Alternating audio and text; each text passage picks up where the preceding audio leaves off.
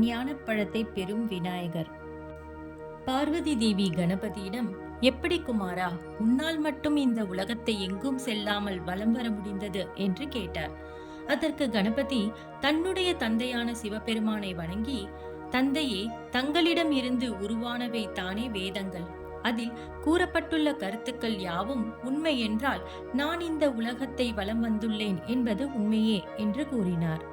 இந்த உலகத்தை வலம் சென்று கனியை பெற வேண்டும் என்று எண்ணிய கந்தன் கூடுமான வரையில் தனது வேகத்தை அதிகரித்து கொண்டே சென்றார். பின்னால் தம்முடைய தமையன் கணபதி இன்னும் வரவில்லையே என எண்ணினார். ஆனாலும் நிதானம் கொள்ளாமல் வேகத்தை அதிகப்படுத்தினார். இங்கு கைலாய மலையிலோ கணபதி சிவபெருமானிடம் ஒருவர் தன்னை ஈன்றெடுத்த தாயையும் தந்தையையும் பூஜித்து அவர்களை வலம் வந்து வணங்கினால் இந்த உலகை வலம் வந்த பயனை அடைவார்கள் என்று வேதங்கள் உரைக்கின்றன என்று கூறினார்.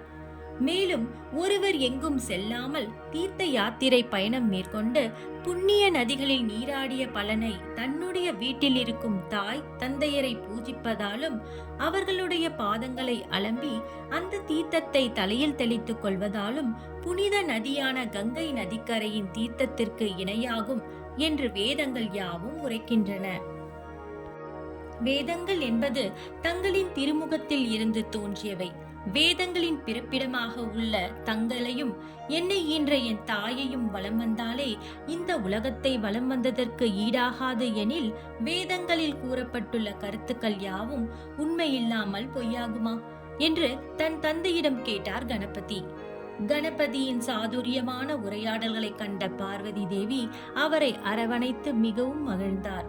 அங்கு சூழ்ந்து இருந்த சிவகணங்கள், நந்தி தேவர் மற்றும் நாரதர் ஆகிய அனைவரும் கணபதியின் அறிவு திறனை கண்டு வியந்தனர். சிவபெருமானோ, நீ கூறிய அனைத்தும் மெய்தான். யார் ஒருவர் தன்னுடைய பெற்றோர்களை வணங்கி பாதுகாத்து வருகிறார்களோ அவருக்கு இந்த உலகத்தை சுற்றிய பலன் கிடைக்கும் என்று கூறினார். ஆகவே உன்னுடைய மதியால் இந்த உலகை வலம் வந்து போட்டியில் நீயே வெற்றி பெற்றாய் என்று கூறினார். நீ என்னிடம் வேண்டியபடி ஞானக்கனியானது உனக்கே உரியதாகும் என்று கூறி நாரதிடமிருந்து ஞானக்கனியை வாங்கி கணபதியிடம் எம்பெருமான் வழங்கினார்.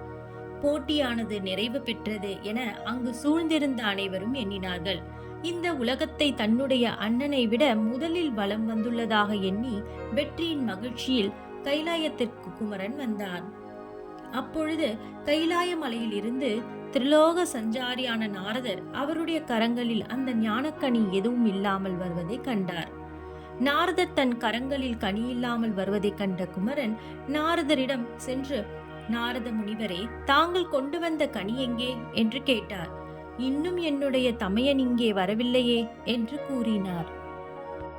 அதற்கு நாரதர் எப்பொழுதும் போல தனது வேலையை தொடர்ந்தார். அதாவது, குமரா, உன்னுடைய தாய் தந்தை செய்தது முறையே அல்ல. ஏனெனில் உன்னை உலகத்தில் வலம் வர சொல்லிவிட்டு உன்னுடைய தமையனுக்கு அணியை கொடுத்து விட்டனர் என்று கூறினார். இதை சற்றும் எதிர்பார்க்காத குமரன், எப்பொழுது என் தமையன் இங்கே வந்தார்? நான் அவர் உலகத்தை வலம் வரும்போது காணவில்லையே என்றார். நாரதரோ, உன் தமையன் எங்கும் செல்லாமல் இருந்த இடத்திலே இருந்து ஞானக்கனியை பெற்றுக்கொண்டார். ஆனால் நீயோ இதை அறியாமல் இந்த உலகை வலம் வந்தாய் என்று கூறினார். என் தமையன் இருந்த இடத்திலே இருந்து கனியை பெற்றுக்கொண்டாரா என கேட்டு குமரன் மிகவும் வருத்தமும் ஏமாற்றமும் அடைந்தார். அதே சமயம் கோபமும் கொண்டார். ஓம் நம சிவாய.